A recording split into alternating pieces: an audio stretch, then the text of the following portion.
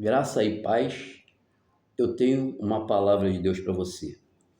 Vamos continuar aqui no estudo do livro de Gálatas. Estamos agora no capítulo 5, estamos quase no finalzinho. Mas aqui vamos, antes de chegar lá no livro de Gálatas, vamos aqui entender quem somos nós, a nossa situação, para que depois venhamos ter um esclarecimento maior lá no livro de Gálatas. Em primeira epístola de João, não é o evangelho lá no início do Testamento de João, não é epístola, no final do Novo Testamento. Primeira epístola de João, capítulo 1, versículo 8, diz assim: se dissermos que não temos pecado, enganamos a nós mesmos e não há verdade em nós. Então, aqui já começa dando uma definição.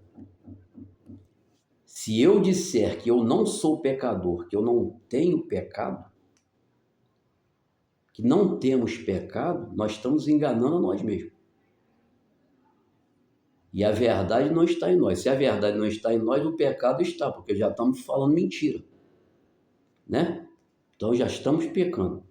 Mas vamos ver mais para frente a realidade que as pessoas, muitas vezes religiosas, começam a impor julgo pesado das costas das pessoas sem sequer compreenderem aquilo que pregam. Aí diz o 9, se confessarmos os nossos pecados, ele é fiel e justo para nos perdoar os pecados e nos purificar de toda injustiça. Se dissermos que não pecamos, fazemo-lo mentiroso, e a sua palavra não está em nós. Quer dizer, se eu disser que eu não tenho pecado, que eu não peco, então estou fazendo Deus mentiroso. Porque o Senhor Jesus veio aqui para morrer em nosso lugar exatamente por causa disso. Porque todos pecaram. E todos pecam. E nós só somos justificados desse pecado por causa do sacrifício de Jesus, por causa do sangue de Jesus. Então, se eu digo que eu não tenho pecado, se eu começar a pregar para você que eu sou santão e que não sei o que, só falando de pecado, eu estou fazendo de Deus mentiroso. Eu estou lutando contra Deus. Estou desmentindo a Deus. Entendeu? Então eu tenho que compreender isso aí. Aí no capítulo 2, vamos continuar, para a gente ter o entendimento pleno disso. No versículo 1 do capítulo 2, meus filhinhos, estas coisas vos escrevo para que não pequeis. E se alguém pecar, temos um advogado para com o Pai, Jesus Cristo justo. Ele é a propiciação pelos nossos pecados, e não somente pelos nossos, mas também pelos de todo o mundo. Quer dizer, se eu creio em Jesus, ele está falando aqui, eu estou falando isso, mas não é para você pecar, mas é se você pecar. Temos um advogado junto ao Pai, Jesus Cristo. Por que Jesus é o nosso advogado? Porque nós temos direitos ao perdão por causa do sacrifício dele, do sangue dele. Então ele se ofereceu como propiciação pelos nossos pecados. Então quando eu entro diante de Deus e peço perdão dos meus pecados por causa do nome de Jesus, porque crendo em Jesus, então os meus pecados são perdoados. E se eu não creio em Jesus, não adianta pedir perdão, porque meus pecados não são perdoados. Meus pecados só são perdoados por causa do nome de Jesus, por causa do sacrifício de Jesus, que é a propiciação pelos meus pecados. Agora vamos lá no versículo 3. E nisto sabemos que o conhecemos, se guardarmos os seus mandamentos. Aquele que diz, eu conheço e não guarda os seus mandamentos, é mentiroso e nele não está a verdade. Vou dar uma paradinha aqui para explicar isso aqui, muito bem explicado. Nisto sabemos, no 3, nisto sabemos que o conhecemos se guardarmos os seus mandamentos. Você vê que muitas vezes a gente vê os religiosos, as pessoas pregando para a pessoa não matar, não roubar, não adulterar, não mentir. Ela prega isso para a pessoa. É para ela fazer? Não. Isso aí não é para fazer. Mas este é o pecado principal? Não. Qual é o pecado principal? O pecado principal é não guardar os mandamentos de Deus. E qual é o mandamento? Amar a Deus sobre todas as coisas e o próximo como a ti mesmo. Eu tenho que amar o próximo como a mim mesmo e Deus acima de todas as coisas. Se eu não amo a Deus sobre todas as coisas e não amo o próximo como a mim mesmo, então tanto faz se eu estiver adulterando, matando, roubando, mentindo, porque eu já estou no pecado. E você vê religioso pregar isso para você? Não, religioso só foca no negócio, ele seleciona o pecado. Mas o principal, ele não fala. Que é a pessoa amar a Deus sobre... Se eu não estou amando a Deus sobre todas as coisas, já estou no pecado, meu. Já estou no pecado. Não adianta eu ficar querendo falar para a pessoa, não mata, não rouba, não adultera, não faz isso, não faz aquilo. Não. O principal, ela está fazendo. O principal pecado ela está fazendo, que é não amar a Deus sobre todas as coisas. E o próximo como a si mesmo. Se ela está prejudicando o próximo, está invejando, ela está no pecado. Entendeu? Se ela não faz o mandamento de Deus, então, o que adianta querer cobrar coisas lá na frente se ela não está fazendo o que deveria ter feito aqui atrás? Então, eu tenho que, primeira coisa, buscar amar a Deus sobre todas as coisas e o próximo como a mim mesmo. Mas qualquer que guarda a sua palavra, o amor de Deus está nele, verdadeiramente aperfeiçoado. Nisto conhecemos que estamos nele. Deus só está em mim, eu só estou em Deus se eu amar a Deus. Se o amor de Deus estiver em mim. Se eu não amar a Deus sobre todas as coisas, besteira eu me preocupar com outros pecados. Besteira eu me preocupar. Aquilo dali é falso moralismo. Olha só, eu vou dizer para você, a pessoa não precisa servir a Deus para ela saber que ela não deve adulterar, que ela não deve matar, que ela não deve roubar. Qualquer pessoa que viva decentemente, que tenha um bom padrão moral, ela vai fazer isso, não importa. Entendeu? Ela vai fazer isso.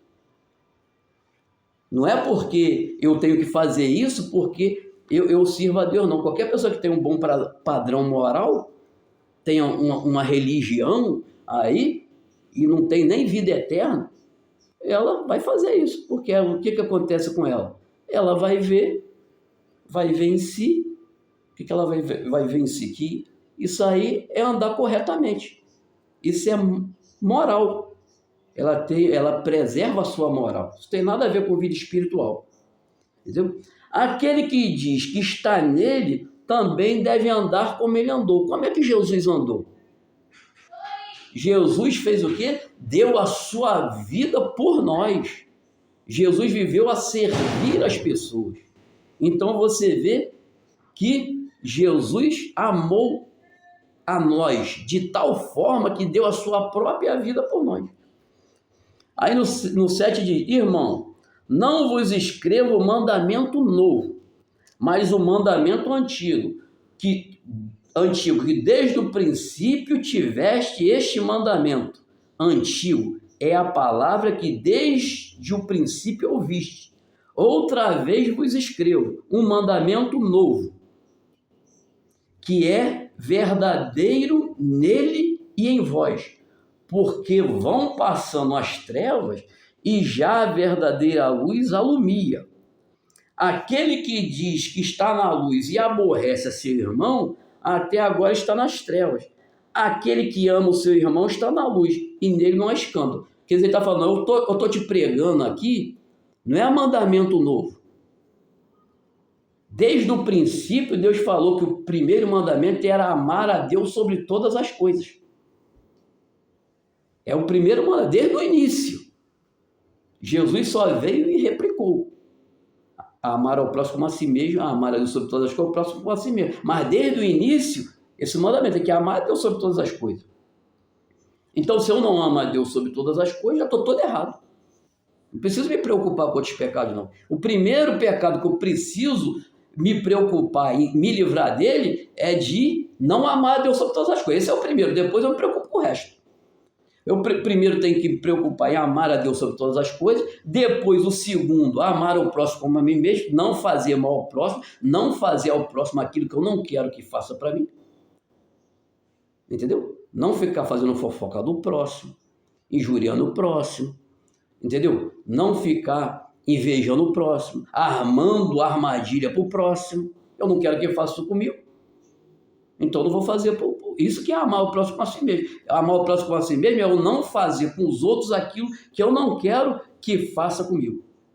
Então, o mandamento primeiro, antigo, desde o princípio, é amar a Deus sobre todas as coisas.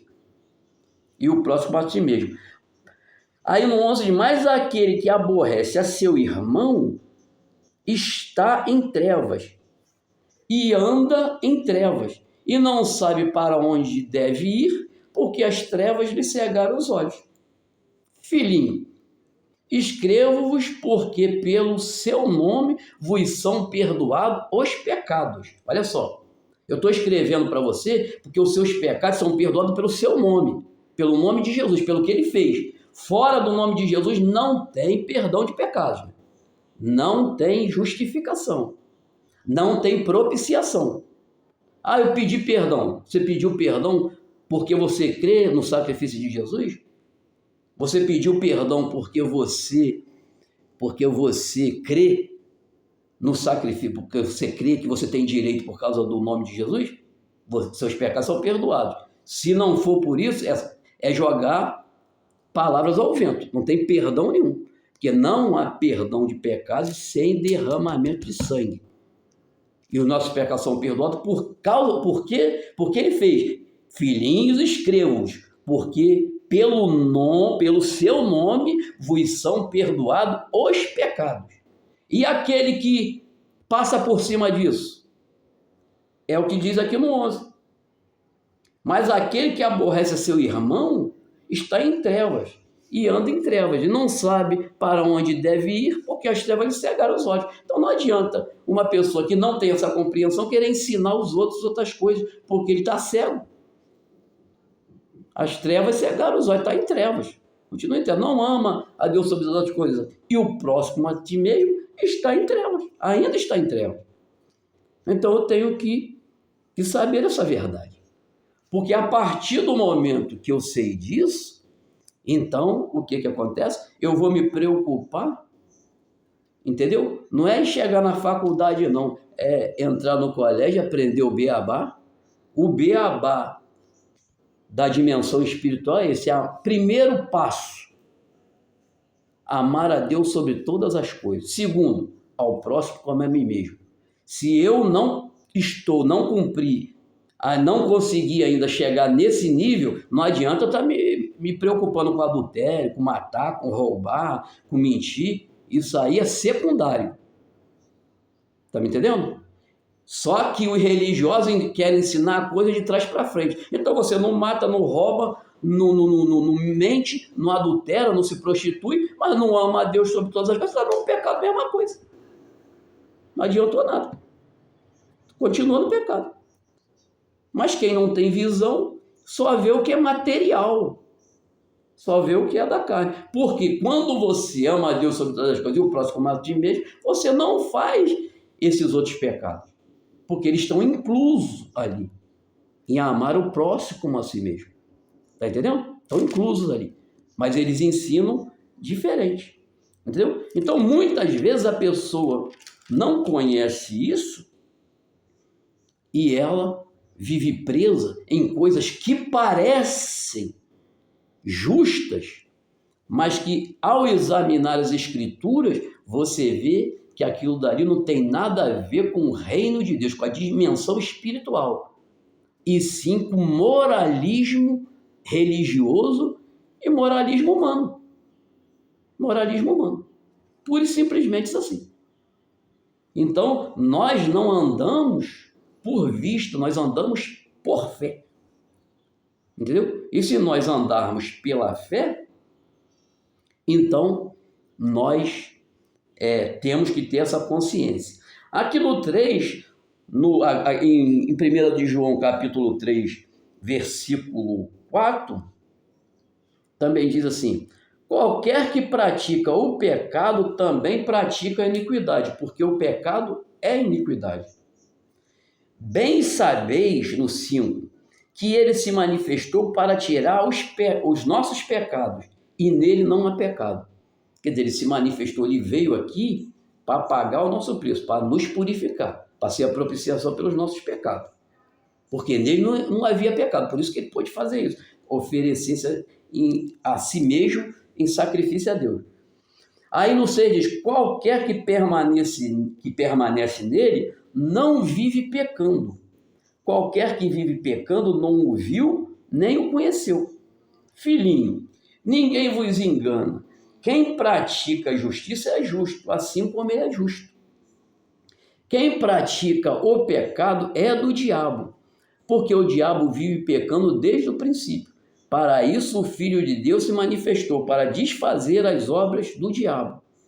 Qualquer que é nascido de Deus não vive na prática do pecado, porque a sua semente permanece nele, e não pode viver pecando, porque é nascido de Deus. Então veja bem, parece uma contradição se você não tiver discernimento espiritual. Lá quando começamos, o que diz? Olha só, concluindo. Se dissermos que não temos pecado, enganamos a nós mesmos e não há verdade em nós.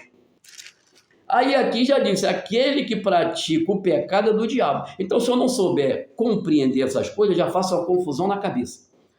Uma coisa é eu ser pecador e outra coisa é eu viver a prática do pecado, porque a prática do pecado é um modo de vida daquele que é escravo do pecado. Isso significa que eu peco, mas não vivo na prática. Por que eu não vivo na prática? Aí você tem que ler aqui: qualquer que é nascido de Deus não vive na prática do pecado, porque a sua semente permanece nele. Quando eu sou nascido de novo, eu não posso viver praticando. Aquilo não é uma maneira de viver. Aquilo pode ser um deslize que aconteceu na minha vida, mas eu não vivo naquela prática. Por quê? Porque o que há em mim é a divina semente. Que divina semente? Um espírito recriado. Eu fui recriado em Cristo. Então eu vou dar frutos espirituais. Frutos para Deus, para agradar a Deus, amar a Deus sobre todas as coisas, o próximo como a mim mesmo. Não vou viver praticando o pecado como aquele que não tem a divina semente dentro dele. Entendeu? Essa é a diferença. O cristão, aquele que é nascido de Deus, ele peca, mas ele não vive na prática do pecado. Por que ele não vive? Porque não pode. A árvore é outra. Ele foi recriado em Cristo. Então ele vive para dar frutos segundo a sua espécie. E a sua espécie é uma espécie que dá frutos para Deus. Frutos dignos de arrependimento. Então eu tenho que compreender isso. Então, quando as pessoas sabem disso, não há condenação para elas. Por que não há condenação para elas? Porque essas pessoas têm consciência de que, se ela pecar, ela tem advogado junto ao Pai, como lemos Jesus Cristo o justo, que é a propiciação pelos nossos pecados. Então não há para ela condenação. E ela não vive na prática do pecado porque não pode, ela não consegue. Ela vai passar mal. Não consegue viver na prática do pecado. Entendeu? Porque ela é a árvore é outra. Aí diz aqui no 20, no capítulo 3, versículo 20: sabemos que se o nosso coração nos condena, maior é Deus do que o nosso coração e conhece todas as coisas.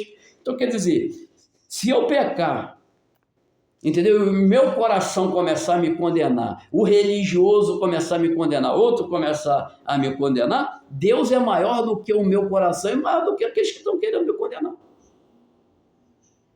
Se eu creio em Jesus, eu já estou justificado nele.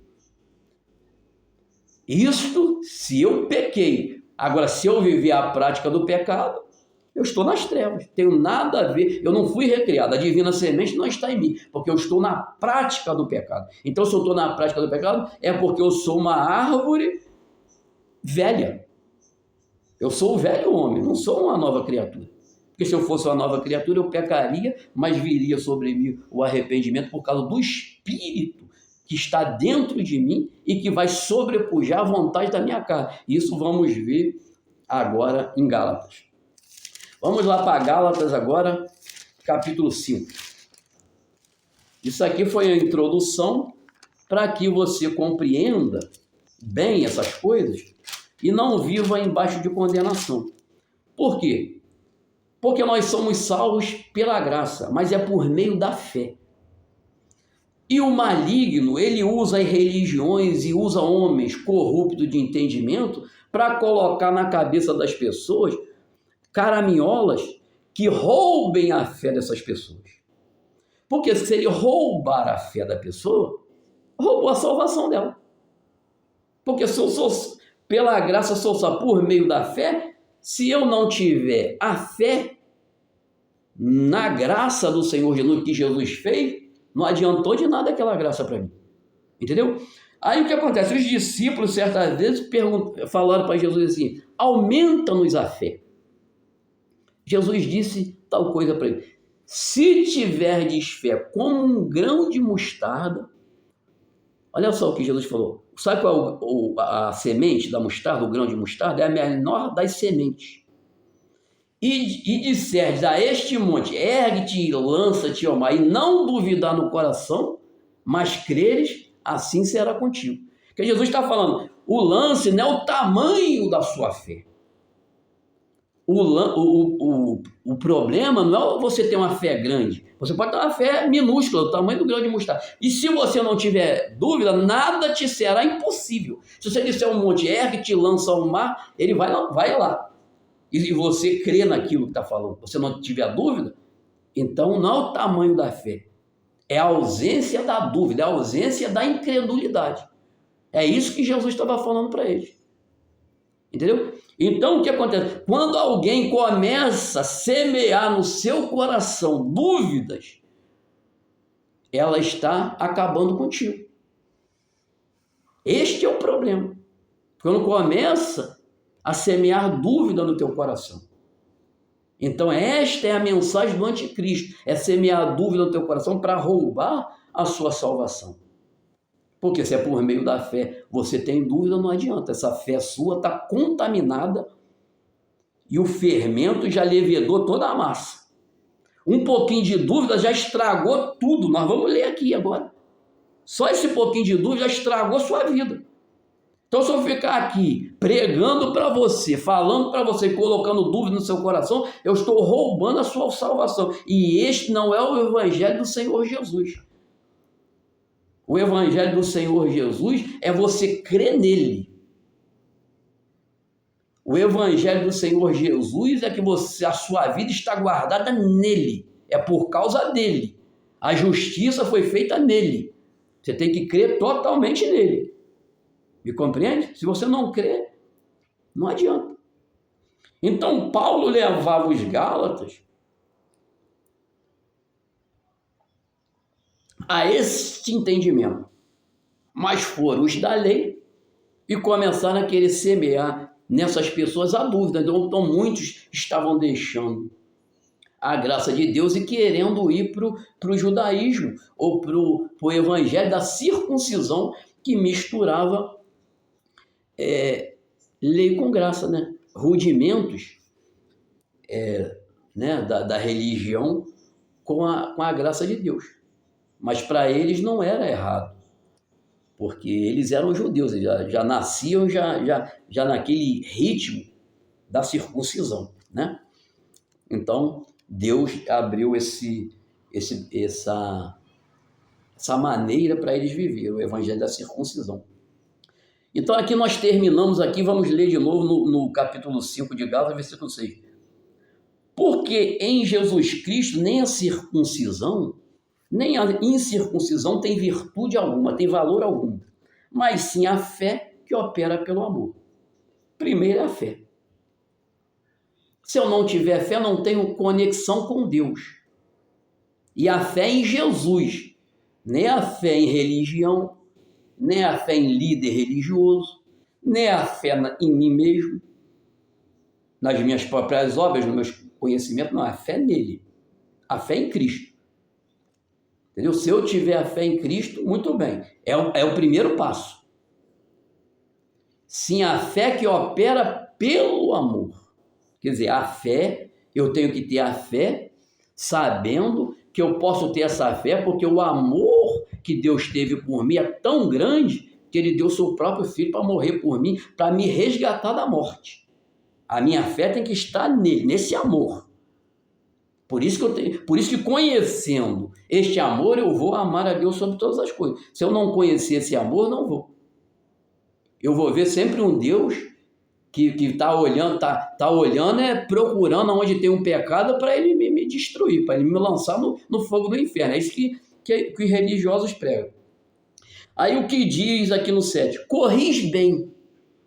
Quando você andava pela fé, quando você estava querendo só confiar em Jesus, você estava indo bem. Mas por que agora você quer se circuncidar? Por que agora você quer guardar preceitos de lei? Né? Corris bem. Quem vos impediu para que não obedeçais à verdade? Quem foi que te persuadiu a não obedecer à verdade, que é a justificação por Cristo? Quem foi? Quem veio aqui e fez isso com vocês? Porque se você não permanecer firme na fé, vai ter muitas pessoas com falso moralismo religioso que parece justo à luz da vista dos homens, mas que não é a justiça de Deus. Não é a justiça de Deus. A justiça de Deus foi feita em Cristo. Eu vou até trocar de Bíblia aqui. Eu vou pegar aqui a que explica melhor a minha King James aqui, ó, que tem uma linguagem bem melhor a respeito dessa palavra. Aí diz aqui, vou ler o 7 de segunda aqui a tradução da King James. Fala assim, no 7, corrige bem, quem vos impediu de obedecer à verdade? Está perguntando, quem foi que impediu você? Você já ouviu, Jesus te resgatou, estava vivendo muito bem, estava andando na verdade, e agora você quer ir para a mentira? Como lemos no passado, voltar aos rudimentos fracos e pobres, na qual quer deixar os outros te escravizar? Aí diz no 8, quem vos convenceu a agir assim? Quem vos convenceu a agir assim não procede daquele que vos chama. Quem te convenceu a voltar para esse rudimento de pobres, fracos e pobres, não foi o Senhor Jesus que te chamou, não. Isso aí são religiosos, são pessoas, entendeu? Que não obedecem à verdade. Não é Jesus, não é aquele que te chamou, não. Aquele que te chamou não mandou quando vou te aceitar se você fizer isso, se você se circuncidar, se você fizer isso, Não. Ele chamou você do jeito que você estava. Porque é Ele que muda a sua vida. Não é eu que muda a minha vida, é Ele que muda. Aí diz aqui, sabeis que um pouco de fermento leveda toda a massa. Quer dizer, quando eu falo para a pessoa, quando eu começo a colocar dúvida na pessoa, né, que ela tem que se justificar a si mesma, que ela tem que ser santona, que ela tem que andar assim, assado, se ela errar ali para a direita, ela está destruída, se ela errar para a esquerda, está toda no inferno. Sabe o que eu estou falando?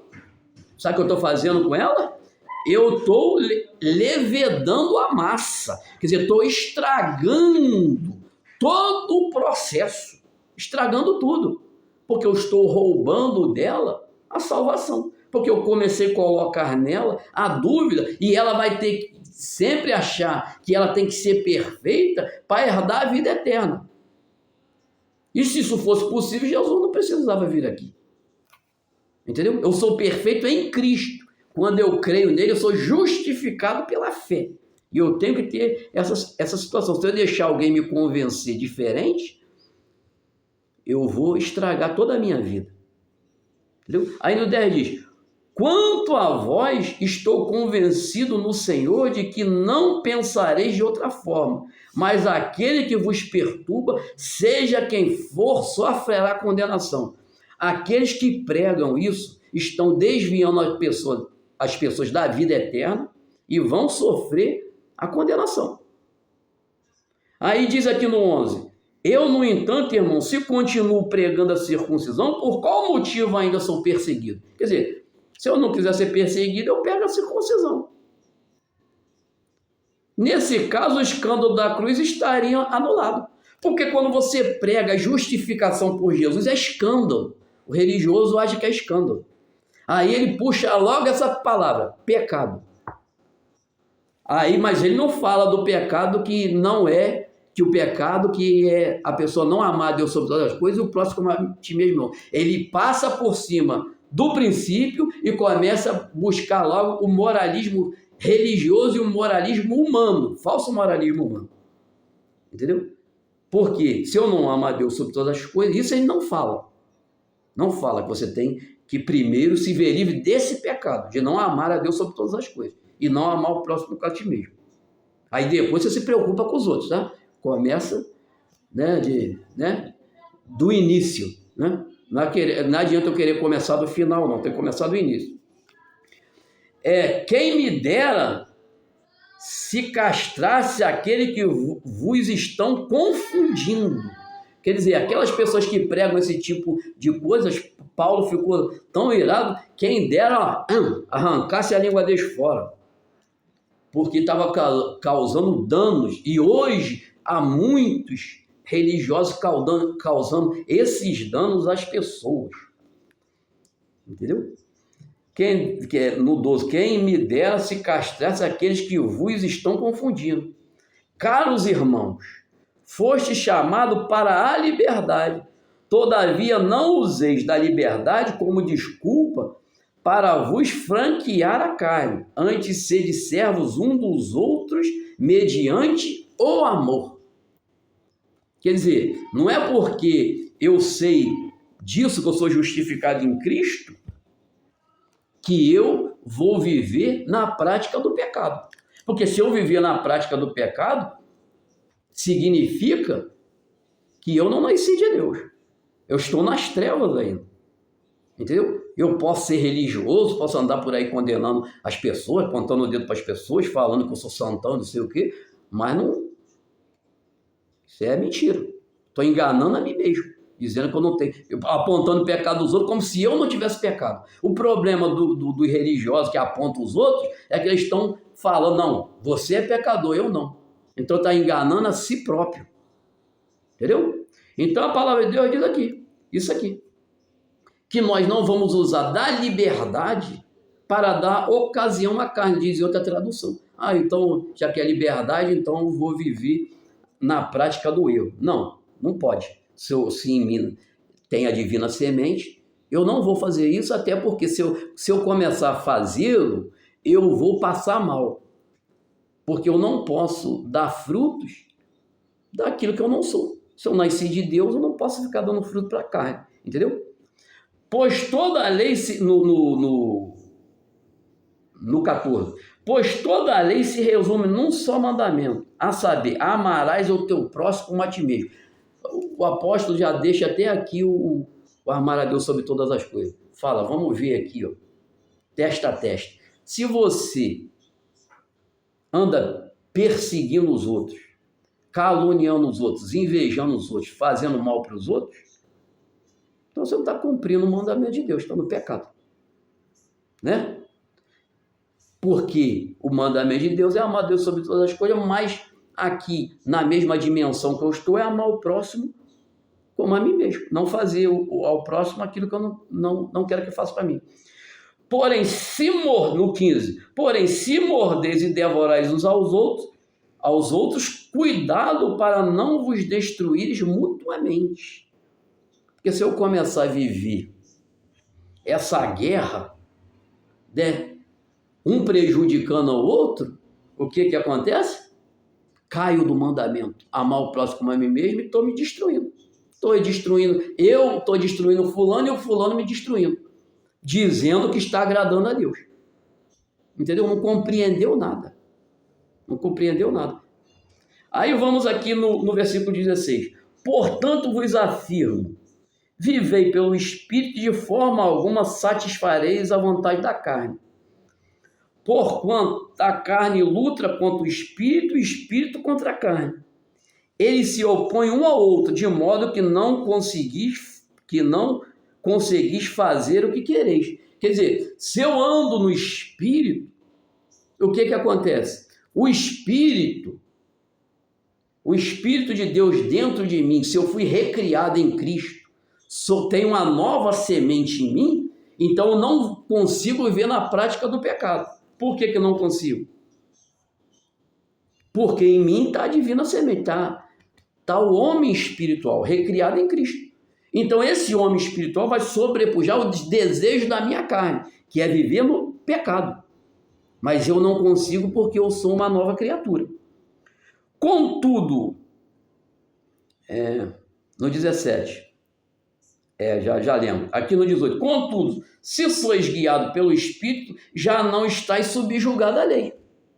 Quando eu sou guiado pelo Espírito, eu já não estou embaixo de lei, não tem mais lei para mim. Eu já cumpri a lei em Cristo Jesus. Aí no 19 diz, ora, as obras da carne são manifestas. Agora vai mostrar aqui quais as obras que estão na minha carne e na sua. Os desejos. Imoralidade sexual, impureza e libertinagem.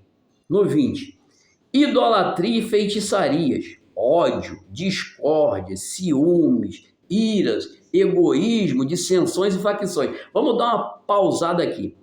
Você que vive em sistemas religiosos que só fala de pecado, vê se lá não impera esses pecados que eles falam. Ódio, discórdia, uma discórdia entre um e outro terrível. Ciúmes. Se um sabe mais, o outro quer. Um canta melhor, o outro quer puxar o tapete dele. Eu vou dizer para você, é um negócio terrível. Mas eles pregam, só fala de pecado. Pecando, falando de pecado dos outros. Do dele ele esquece, só fala dos outros. Entendeu? Iras, egoísmo, dissensões e facções.